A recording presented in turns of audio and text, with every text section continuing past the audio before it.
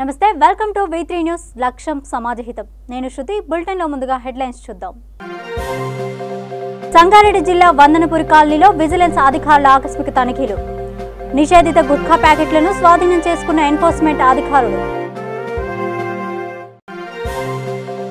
తెలంగాణలో మరో revenue అధికారిపై petrol దాడి రెవెన్యూ సీనియర్ అసిస్టెంట్ పై పెట్రోల్ పోసిన రైతు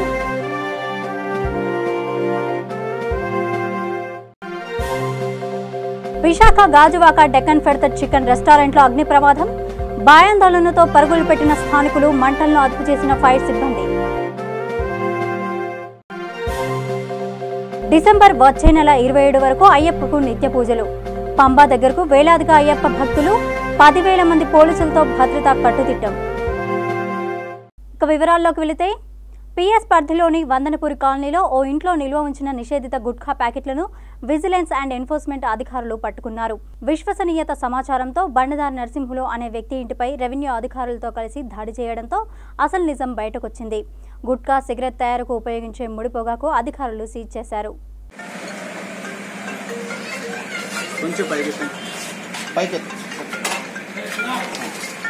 ఎన్ఫోర్స్మెంట్ అధికారులు రామచంద్రపురి యూనిట్ అధికారులకు ఒక నమ్మదగిన సమాచారం ఒకటి వచ్చింది. ఏంటంటే అమీన్పూర్ మండలంలోని వందనాపురి కాలనీలో బండదారి నరసింహులు అనే వ్యక్తి ఇంట్లో నిషేధించబడినటువంటి పొగాకు ఉత్పత్తులైన గుట్కా, పాన్ మసాలా, జర్దా, అదేవిధంగా నిషేధించబడినటువంటి సిగరెట్ ఉత్పత్తులు అనేటివి నిల్వ చేసి ఉంచినాడని చెప్పి సమాచారం రాగా మేము స్థానిక రెవెన్యూ అధికారులు సంయుక్తంగా ఈ ఇంటిపై రైడ్ చేయడం జరిగింది.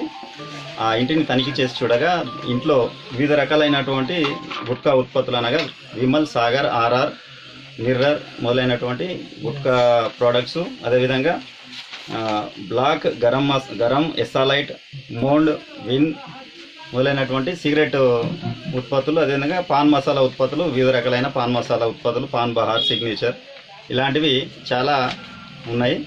దీంట్లో ఈ అన్నిటి విలువ కలిపితే దాదాపు 6,85,000 రూపీస్ ఉంటుందని చెప్పి అంచనా.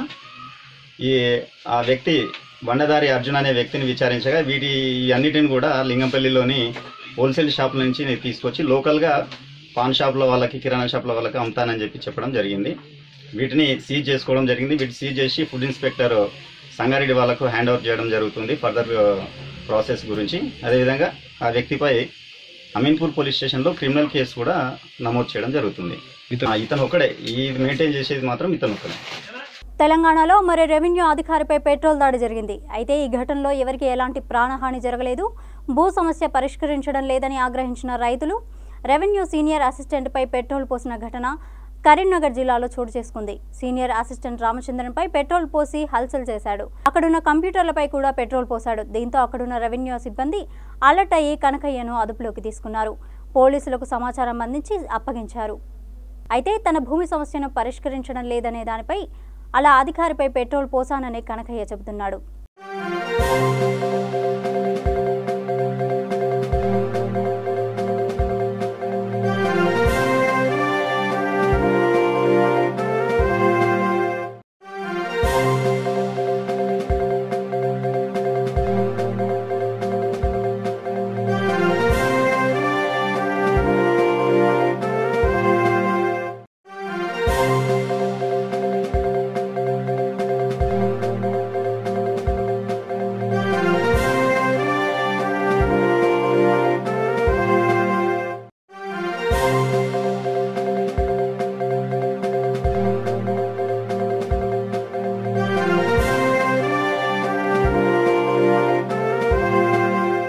విశాఖ గాజువాకలో అగ్ని ప్రమాదం సంభవించింది. డెక్కన్ ఫెడతర్ చికెన్ రెస్టారెంట్లో అగ్ని ప్రమాదం జరగడంతో దట్టమైన పొగలు అలుముకున్నాయి.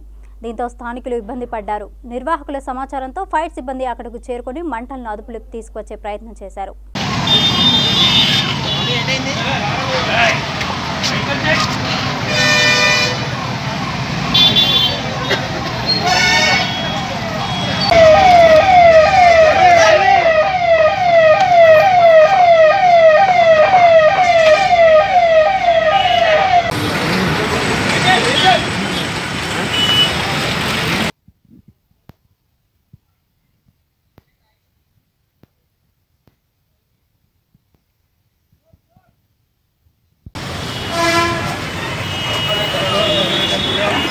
Vai, galera.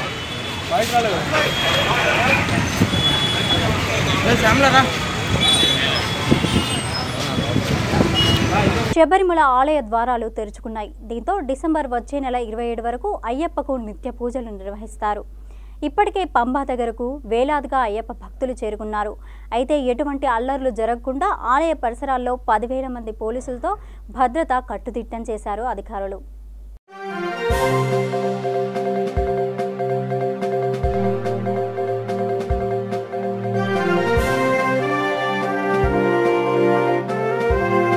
నాగ్పూర్లో నగర మేయర్ బొంతు రామ్మోహన్ ఆధ్వర్యంలోని అధికారుల బృందం పర్యటించారు.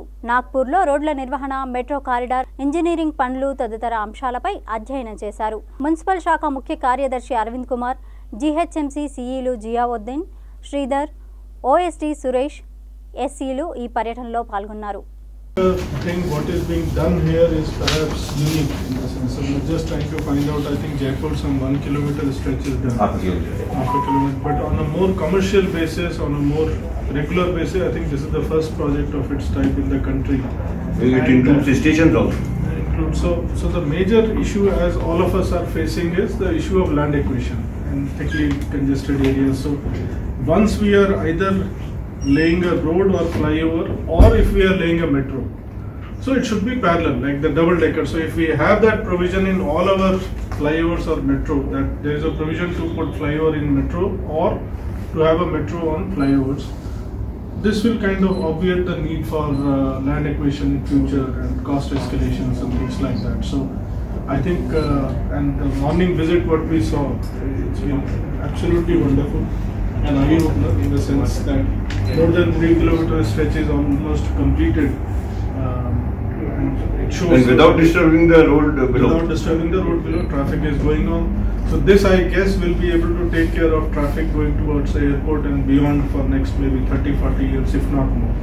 So this is a very futuristic. And not only that, have you taken note of that railway crossing? The T junction? Yes. Underpass. Sir, we showed them underpass also, and then that road over bridge which is coming from across the railway track. That also we showed. So these are some great learnings for us, and I think this visit has been worth its. So all of us it's going on in our mind that how do we do it? Which are the roads in Hyderabad we should be able to do it? So thank you so much, and my compliments to you and your team for some really wonderful work. You are actually showing the path to the country in that process. Thank you so much. Thank you. No, let me tell you, it's not without challenges. I can tell you that despite the Honorable Union Transport Minister being from Nagpur and having NHAI under him, I can tell you the issues which have come up. And but the whole thing started with the two of them, Honorable CM, earlier CM of Maharashtra, being from Nagpur. They had not been able to provide a railway crossing. That railway line is very close to this Varda road, and a very big locality.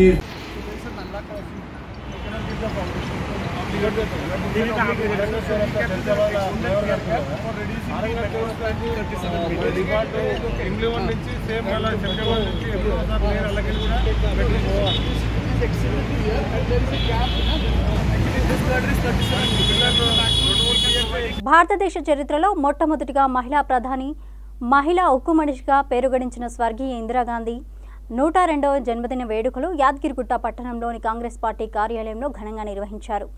ఈ సందర్భంగా Congress party నాయకులు మాట్లాడుతూ భారతదేశ చరిత్రలో ఏ ప్రధానమంత్రి ప్రవేశపెట్టిన సంక్షేమ పథకాలు ఇందిరాగాంధీ ప్రవేశపెట్టిందని అన్నారు. ఈ సందర్భంగా కాంగ్రెస్ నాయకులు పట్టణంలోని ప్రభుత్వ ఆసుపత్రిలో పండ్లు, దుప్పట్లు పంపిణీ చేశారు. రాబోయే మున్సిపల్ ఎలక్షన్స్లో యాదగిరిగుట్ట మున్సిపాలిటీలో కాంగ్రెస్ పార్టీ విజయడంకా మోగిస్తామని ధీమా వ్యక్తం చేశారు. పట్టణంలోని పట్టణ కాంగ్రెస్ పార్టీ ఆధ్వర్యంలో శ్రీమతి స్వర్గీయ ఇందిరాగాంధీ గారి 102వ జయంతి సందర్భంగా ఇక్కడ పెద్ద ఎత్తున ఆమె జయంతి ఉత్సవాలు జరపడం జరుగుతుంది. శ్రీమతి ఇందిరాగాంధీ గారు దేశ ప్రధానిగా ఈ భారతదేశానికి ఎన్నో విధాలుగా సేవలు చేసి బీదల పక్షాన, ఎస్టీ ఎస్సీలు మైనార్టీల పక్షాన పెద్ద ఎత్తున నిలిచినటువంటి ఉక్కు మనిషిగా పేరుగాందిన ఇందిరాగాంధీ గారికి ఇవాళ జన్మదిన వేడుకలు జరుపుకోవడం జరుగుతుంది. ఇందిరాగాంధీ గారు ఆ రోజు భారతదేశ ప్రధానిగా ఇవాళ బీదల పక్షాన 20 సూత్రాల పథకం చేపట్టడం, బ్యాంకులను జాతీయ చేయడం, ఆమె చేసినటువంటి గరీబ్ హఠావో తోటి ఇలా బడుగు బలైన వర్గాలు దేశంలో ఒక స్థాయికి రావడం జరుగుతుంది. ఇందిరాగాంధీ గారు ఈ ప్రధాని కాకుండా మహిళా ప్రధానిగా పేరుగాంచిన ఇలా ఇందిరాగాంధీకి పెద్ద ఎత్తున మేము జన్మదిన శుభాకాంక్షలు తెలియజేస్తూ ఈ పట్టణంలో హాస్పిటల్లో కానీ ఇక్కడ బీదలకు పనులు పంచడం, బట్టల పంపిణీ కార్యక్రమం చేపట్టిన మా పట్టణ కాంగ్రెస్ నాయకులకు ప్రత్యేకంగా ధన్యవాదాలు. ఎందుకంటే ఇందిరాగాంధీ స్ఫూర్తితోటి ఆమె చూపించినటువంటి బాటలు నడవాలని ఇలా కాంగ్రెస్ పార్టీ ప్రజల పక్షాన కొట్లాడుతున్న పార్టీ ఆమె మార్గంలో నడవాలి. ఆమె చూపించినటువంటి బాటలు నడుస్తూ ఆమె చేసినటువంటి సేవలు కొనియాడుతూ ఇలా ప్రపంచంలోకెల్లా ఇందిరాగాంధీ పేరు గడించిన పేరును మళ్ళొకసారి తెర మీదకి తేవాలన్న ఉద్దేశంతో ఆమె జన్మదినాలను యావత్ భారతదేశంలో మొత్తంలో ఈ రోజు వేడుకలు జరుపుకోవడం సంతోషంగా ఉంది. ఆమె అడుగుజాడలు నడుస్తూ మళ్ళీ 102వ జయంతి సందర్భంగా ఈరోజు యాదగిరి పట్టణంలో జయంతి ఉత్సవాలు జరుపుకుంటున్నాము. దీనికి ముఖ్య అతిథిగా మన మండల పార్టీ అధ్యక్షుడు మన ఆలయ ఇన్ఛార్జ్ బి లైలయ్య గారు, ఎంపీపీ శ్రీశైలం గారు, ముఖ్య అతిథి శ్రీశైలం మన ఎల్మశ్రీ గారు, ఇక్కడ కాంగ్రెస్ పార్టీ నాయకులు పెద్ద ఎత్తున హాజరై మన ఇందిరాగాంధీ జయంతి ఉత్సవాలు జరుపుకోవడం జరుగుతుంది. ఇక్కడ స్వర్గీయ శ్రీమతి ఇందిరాగాంధీ మన భారతదేశ చరిత్రలోనే ఒక గొప్ప మనిషి. ఎందుకంటే ఇందిరాగాంధీ ఆ రోజు ప్రధానిగా అయిన తర్వాత పేదలకు పక్షాన నిలబడి వారికి గరీబ్ హఠావో అని చెప్పి ఇందిరా కాలనీలు కానీ దేశం మొత్తంలోనే కూడా ఇందిరా కాలనీ అని చెప్పి ఇండ్లు నిర్మించిన ఘనత మొట్టమొదటిసారిగా శ్రీమతి ఇందిరాగాంధీ గారు చేశారు. మరియు బ్యాంకుల జాతీయకరణం కానీ ఇంకా ఎన్నో సంక్షేమ కార్యక్రమాలు పేదల పక్షాన నిలబడిన ఒక మొట్టమొదటి వ్యక్తి మన ఇందిరాగాంధీ మన దేశ ప్రధాని కావడం ఎంతో సంతోషకరమైన విషయము. ఆమె చేసిన సేవలు దాదాపు 70 ఏళ్ళు కాంగ్రెస్ పార్టీ పరిపాలించి ఈరోజు భారతదేశం ఈ విధంగా ఉందంటే దానికి కారణం ముఖ్యంగా శ్రీమతి ఇందిరాగాంధీ చేసిన సేవలు ఎన్నో గుర్తుంచుకోని చెప్పి కోరుకుంటూ కాంగ్రెస్ పార్టీ కార్యాలయంలో జయంతి ఉత్సవాలు జరుపుకోవడం మన ఆలేరు నియోజకవర్గ ఇన్ఛార్జ్ బిర్లయ్య గారు, పట్టణ అధ్యక్షులు భరత్ గౌడ్ గారు, ఎల్ఎంఎల్ శ్రీధర్ గౌడ్ గారు అందరి కార్యకర్తలతోటి జయంతి ఉత్సవాలు జరుపుతూ ఇక్కడ చేయడం జరిగింది. వాస్తవంలో చూస్తే శ్రీమతి ఇందిరాగాంధీ గారు చేసిన సేవలు యావత్ భారతదేశానికి ఒక చెప్పుకోదగ్గ కోటగూడ లాంటివి. ఆమె చేసిన సేవలే ఇప్పటికీ భారతదేశంలో ఉన్నటువంటి విధానాలు ఇంకా అమలవుతున్నాయంటే ఇందిరాగాంధీ గారి పుణ్యమే. ఆ రోజు ఎస్సీ ఎస్టీ మైనార్టీలకు సముచిత న్యాయం కల్పించి భారతదేశంలో అన్ని కులాలకు అన్ని వర్గాలకు సముచిత న్యాయం కల్పించిందంటే ఇందిరాగాంధీ గారే. ఇందిరాగాంధీ గారి సేవలు భారతదేశంలో మర్చిపోలేనివి. యావత్ ప్రపంచం మొత్తం భారతదేశం వైపు తలెత్తుకున్న చేసిందంటే అది ఇందిరాగాంధీ గారి గొప్ప స్థలమే అని చెప్తూ ఇందిరాగాంధీ గారి యొక్క జన్మదినం సందర్భంగా ఆమెకు జయంతి ఉత్సవాలు జరుపుతూ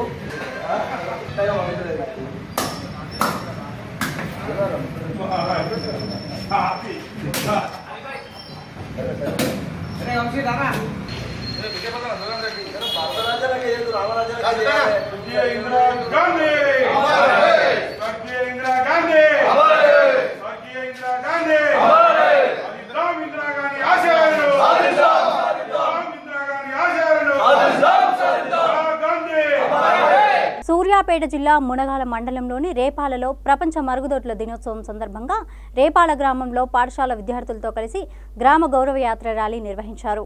ఈ సందర్భంగా డాక్టర్ దిలీప్ కుమార్ మాట్లాడుతూ ప్రతి ఒక్కరూ ప్రతి ఇంట్లో మరుగుదొడ్డిని నిర్మించుకోవాలని, మహిళల ఆత్మ గౌరవాన్ని కాపాడుకోవాలని, రేపాల స్వచ్ఛకి కృషి చేయాలని, వ్యక్తిగత పరిశుభ్రత పాటించాలని అన్నారు. ఈ కార్యక్రమంలో సర్పంచ్ పల్లి రమణ వీరారెడ్డి, ఉప సర్పంచ్ గండ్ర జ్యోతి ఉపేందర్ పాల్గొన్నారు. మరుగుదొడ్లు నిర్మించుకోవాలి, పారిశుద్ధ్యం పాటించాలి, అలానే బయట మలమూత్ర విసర్జనలు మానేయాలి. ఆ బయట చేసే మలమూత్ర విసర్జనల వల్ల అనారోగ్యానికి పాలయ్యి గ్రామం అనేది అనారోగ్య బారిన పడుతుంది. కావున మనం మరుగుదొడ్లోనే, మనం కట్టుకున్న మరుగుదొడ్లోనే మలమూత్ర విసర్జనలు చేసి ఆరోగ్యంగా ఉండాలని కోరుకుంటూ ఈ ర్యాలీ ముఖ్య ఉద్దేశము. మీరు అందరూ తప్పకుండా మరుగుదొడ్లు కట్టుకోవాలని మేమందరం గ్రామ పంచాయతీ సిబ్బంది మరియు వైద్య సిబ్బంది అందరం కోరడం జరుగుతున్నది. Thank you.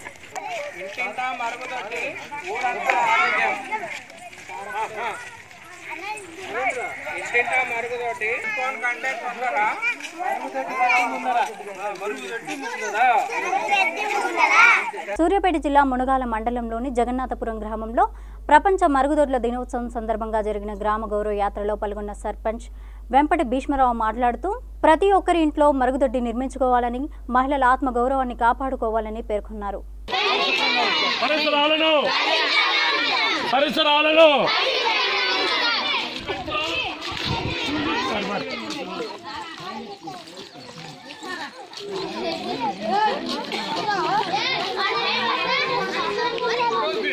సిద్దిపేట జిల్లా హుస్నాబాద్ పట్టణంలో అనేక చోట్ల చేతి పంపులు పాడైపోతున్నాయి. వచ్చేది ఎండాకాలం, నీటి ఎద్దడి ఎక్కువగా ఉంటుంది. వీటిని బాగు చేస్తే బాగుంటుందని స్థానికులు చెప్తున్నారు. గతంలో ఈ చేతి పంపుల్లో నీరు వచ్చేవి, పట్టింపు లేక శిథిలావస్థకు చేరుకున్నాయని, కొందరైతే ఫిల్టర్ నీటి పంపు కంటే ఈ చేతి పంపు నీరు బాగుండేవని అన్నారు. అధికారులు స్పందించి చేతి పంపులను బాగు చేయాలని పలువురు కోరుకుంటున్నారు.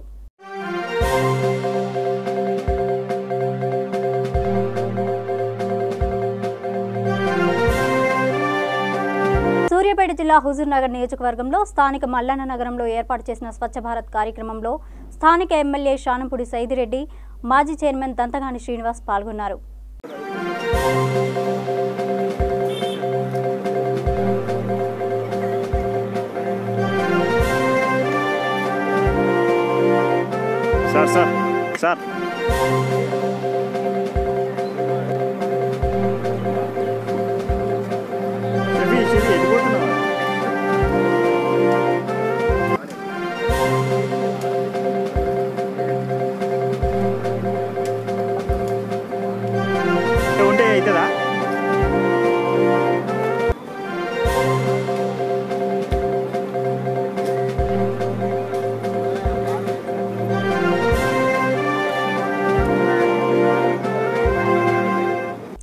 జగిత్యాల జిల్లా గొల్లపల్లి మండలంలోని ఐకేపీ ఆధ్వర్యంలో వరి ధాన్యం కొనుగోలు కేంద్రాలు బొంకూరు మరియు లోతునూరు గ్రామాల్లో ఏపీ మంత్రి త్రివేణి ఆదేశాల మేరకు గ్రామ సమైక్య సంఘాల వారు ఐకేపీ సెంటర్లో ప్రారంభించారు. ఎంపీపీ నక్కశంకర్ మాట్లాడుతూ ప్రభుత్వం నుంచి మద్దతు ఇస్తోంది. ఐకేపీ సెంటర్లో రైతులకు లాభసాటిగా ఉండాలని, దళారుల చేతిలో రైతులు మోసపోకూడదని పేర్కొన్నారు.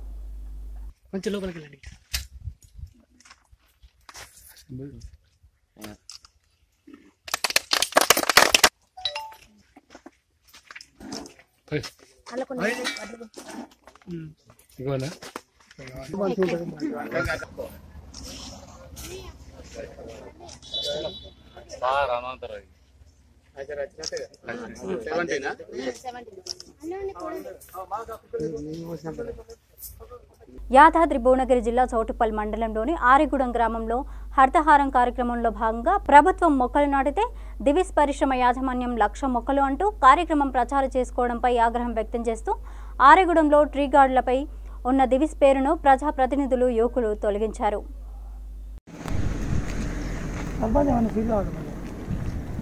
తెలంగాణ ప్రభుత్వం హరితహారంలో భాగంగా ప్రతి గ్రామంలో కూడా మొక్కలు నాటించే కార్యక్రమాన్ని చేపట్టడం జరిగింది. దీంట్లో భాగంగానే ప్రతి ఊరిలో కూడా వేలాది సంఖ్యలో మొక్కలు నాటించారు. అయితే ఆరగూడెం గ్రామంలో దివీస్ వారు కేవలం ఈ కంచెను మాత్రమే 30-40 రూపాయలు విలువ చేసే కంచెను మాత్రం ఇప్పించి దానికి దివీస్ అనే నేమ్ బోర్డుని తగిలించుకుంటున్నారు. తగిలించుకోవడం కాకుండా చుట్టుపక్కల ప్రాంతాల్లో దివిస్ పరిసర ప్రాంతాల్లో 1,00,000 మొక్కలు నాటినామని చెప్పేసి వాళ్ళు డంబాచార ప్రచారాలు కూడా చేసుకోవడం జరుగుతుంది. దీన్ని నిరసిస్తున్నాం. మేము ఖచ్చితంగా తెలంగాణ గవర్నమెంట్ గ్రామ పంచాయతీ నిధులు, రాష్ట్ర ప్రభుత్వ నిధులతో పెట్టిన హరితహారంలో ఏదైతే ఉందో దాన్ని దుర్వినియోగం చేస్తూ, దుష్ప్రచారం చేస్తూ వాళ్ళ కంపెనీ పేరు ఇప్పటివరకు చేసిన కాలుష్యం చాలదన్నట్టు ఏదో మేము చాలా చేస్తున్నాము అభివృద్ధి కార్యక్రమాలు అని చెప్పేసి చెప్తున్నారు. దీన్ని ఖచ్చితంగా మేము ఆరగూడెం యువత దీన్ని ఖచ్చితంగా నిరసిస్తూ ఇవన్నిటిని కూడా తీసివేయడం జరుగుతుంది. ఈరోజు ఏ ఊర్లో ప్రతి ఊర్లో కూడా యువత ఇదే విధంగా స్పందించాలి. దివీస్ అనే దాన్ని ఖచ్చితంగా ఊర్ల నుంచి పారదోలే విధంగా కొట్లాడాలని చెప్పేసి అందరికీ అన్ని గ్రామాల యువతకు విజ్ఞప్తి చేస్తా ఉన్నాం. కర్నూలు జిల్లా కలెక్టర్ వీరపాండ్యన్ నంద్యాలలో పర్యటించారు. నంద్యాల ప్రభుత్వ వైద్యశాలలో ఉన్నటువంటి సమస్యలను, అక్కడున్న రోగులను విచారించి తెలుసుకున్నారు. అనంతరం వైద్యశాలలో రికార్డులను, వైద్య పరికరాలను, సీసీ కెమెరా ఫుటేజ్లను, వైద్యులను, రోగుల పౌష్టికాహారాన్ని పరిశీలించారు.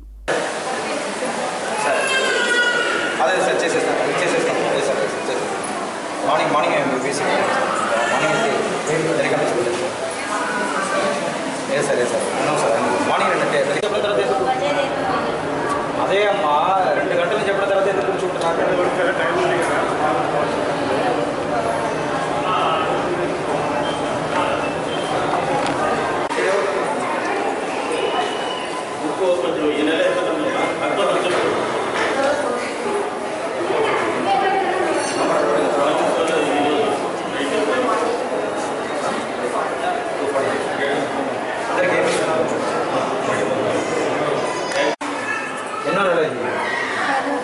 అదే డెలివరీ కోసం వచ్చారా అడ్మిట్ చేసినారమ్మా మిమ్మల్ని బెడ్ దగ్గర కూర్చున్నావా మళ్ళీ ఎందుకు ఇక్కడ రాబడుతున్నారు జస్ట్ నడుస్తున్నారా ఏం చెప్పారు అదే ఏం చెప్పారు స్కానింగ్ చేయడానికి వచ్చారు కదా ఏం చెప్పారు చేసి అయిపోయి ఇష్టమే చేస్తారు రన్నింగ్ ఉండాలి డేస్ రోజు 15 to 20 రోజు వస్తారు అంటే ఎంతసేపు వెయిట్ చేస్తున్నారు half an hour morning sharing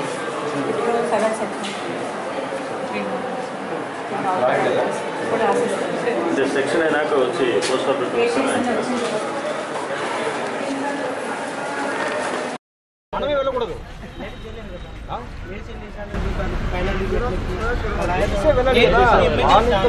బాలింతలు గర్భంలో ఉన్నప్పుడు మొత్తం చూసుకుంటారు వాళ్ళు చూసుకుంటారు మీరు బాగా జెంట్స్ అవసరం అందరికీ ఇది ఉంటుంది సార్ ఆ పిల్లడు పిల్లలు సీరియస్ గా బాగా చూసుకుంటారు వాళ్ళు బాగా చూసుకుంటున్నారు ఎవరన్నా అసలు కుటుంబ లేడీస్ ఎవరు లేనప్పుడు నంద్యాల డిస్ట్రిక్ట్ హాస్పిటల్ని ఆకస్మికంగా కనెక్ట్ చేయడం జరిగింది. మళ్ళీ ఇక్కడ ఉన్న పేషెంట్ని చూడడం జరిగింది, కొన్ని డిపార్ట్మెంట్స్ విజిట్ చేయడం జరిగింది, డాక్టర్స్తో మాట్లాడడం జరిగింది, పబ్లిక్తో మాట్లాడడం జరిగింది, కొంతమంది గర్భిణులతో బాలింతలతో కూడా వాళ్ళు కుటుంబ సభ్యులతో కూడా మాట్లాడడం జరిగింది. బాగానే పనిచేస్తున్నారు, డాక్టర్స్ కూడా అందుబాటులో ఉన్నారు, టైంకి అన్ని పని చేస్తున్నాయి, హాస్పిటల్ చాలా క్లీన్గానే ఉన్నాయి. సో నేను కూడా సర్ప్రైజ్గా చెక్ చేయడానికి వచ్చాను. బాగానే ఉంది, కొన్ని సమస్యలు ఉన్నట్టుగా చెప్పారు, ఆ సమస్యలు మొత్తం కూడా సరిచేయమని సూపరింటెండెంట్ గారు చెప్పారు, ఖచ్చితంగా చేస్తాం. ఆర్టీసీ తెలంగాణ మజ్దూర్ యూనియన్ కేంద్ర కమిటీ అత్యవసర సమావేశం ఎల్బీ నగర్ హిమగిరి ఫంక్షన్ హాల్లో ప్రారంభమైంది. ఈ సమావేశానికి జేఏసీ కన్వీనర్ అశ్వత్థామ్ రెడ్డి, ప్రధాన కార్యదర్శి థామస్ రెడ్డి, ఆర్టీసీ కార్మికులు హాజరయ్యారు. మేము కొన్ని అందరు నిర్ణయాలు తీసుకుని నిర్ణయం చేసేది ఉంటుంది. నిన్న మొన్న మిమ్మల్ని పిలిచి నేను ఒక్కరిని ఎందుకు ఇచ్చిన, అది 16 మందిని చేసి తీసుకున్న నిర్ణయం. కోర్టు ఆర్డర్ నేపథ్యంలో అందరూ కలిసి కూర్చొని మాట్లాడదాం. మా యూనియన్ మాది నడుస్తుంది, ఆడ ఎంప్లాయీస్ వాళ్ళది నడుస్తుంది. హనుమాన్ ముదిరాజు పెట్టినట్టు ఆమె హిమగిరి గార్డెన్ పెట్టిన హనుమాన్ ముదిరాజు చూపితల్లి అమ్మ చూపితల్లి ఎందుకు తల్లి, చాలా ఎదగాల్సిన వయసు ఇది చెప్తున్నా. ఇట్లా ఉంటే ఎదగలేవు, విలువలతో ఎదగాలి. 10 కాలాలు పనికి వస్తుంది, విలువలతో ఎదిగితే.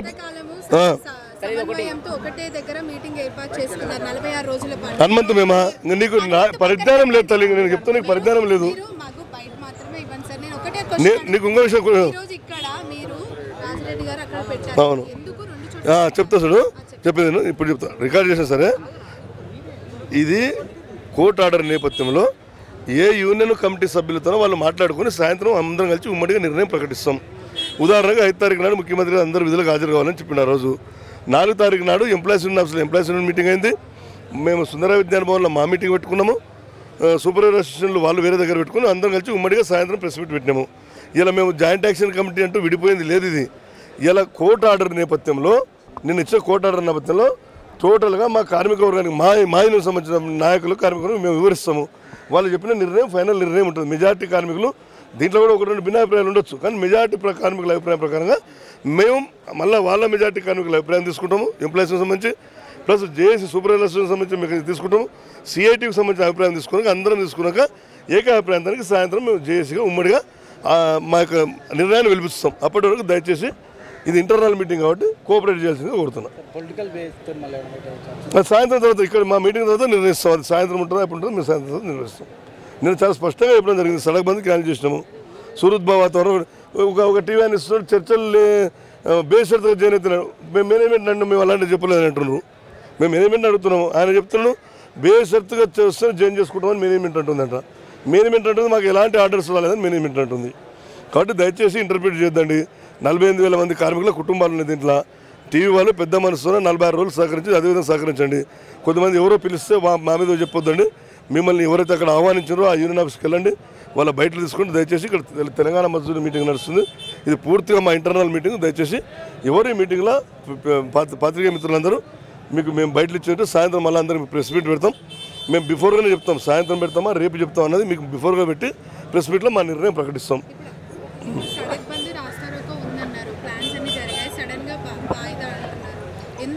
ఎప్పుడు వాయిదా వేసినామమ్మా? వాయిదా ఎప్పుడు ఈరోజు వేసినామా? మీ టీవీలో ఏమొచ్చింది నిన్న? మేము నిన్న సాయంత్రం 7 గంటలకు మేము నిన్న సాయంత్రం 7 గంటలకు సడక్ బంద్ వాయిదా వేసినాం. ఇప్పుడు సడన్గా వాయిదా వేయలే. సాయంత్రం 7 గంటలకు వాయిదా వేసినాం. మీ టీవీలో కూడా స్కూలింగ్ వచ్చింది. సడక్ బంద్ వాయిదా మేము ఇప్పుడు సడన్గా వేసింది కాదు ప్రోగ్రామ్. సరే, ఈ సానుకూల స్పందనలు మీరైతే పంపిస్తున్నారో ప్రభుత్వం ఇప్పటికైనా చర్చలు పిలుస్తుందని ఆశిస్తున్నారు. పిలిచినప్పుడు అదే మేము ఏం చేస్తున్నామంటే టోటల్గా కార్మికుల అభిప్రాయాన్ని, కార్మికుల ప్రతినిధుల అభిప్రాయం తీసుకుంటున్నాం. సెంట్రల్ కమిటీ మీటింగ్ అంటారు దీన్ని.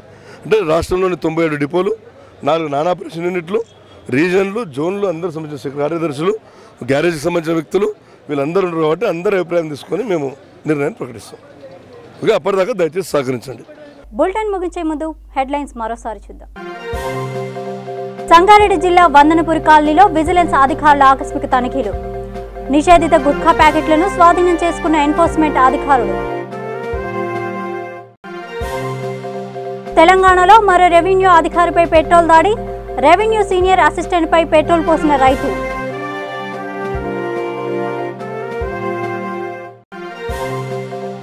విశాఖ గాజువాక డెక్కన్ ఫెడతర్ చికెన్ రెస్టారెంట్లో అగ్ని ప్రమాదం. భయాందోళనతో పరుగులు పెట్టిన స్థానికులు, మంటలను అదుపు చేసిన ఫైర్ సిబ్బంది. డిసెంబర్ వచ్చే నెల 27 వరకు అయ్యప్పకు నిత్య పూజలు. పంబా దగ్గరకు వేలాదిగా అయ్యప్ప భక్తులు, 10,000 మంది పోలీసులతో భద్రతా కట్టుదిట్టం. ఇది బులెటిన్ అప్డేట్స్. మరిన్ని అప్డేట్స్ కోసం చూస్తూనే ఉండండి. వీటీ న్యూస్. లక్ష్యం సమాజహితం.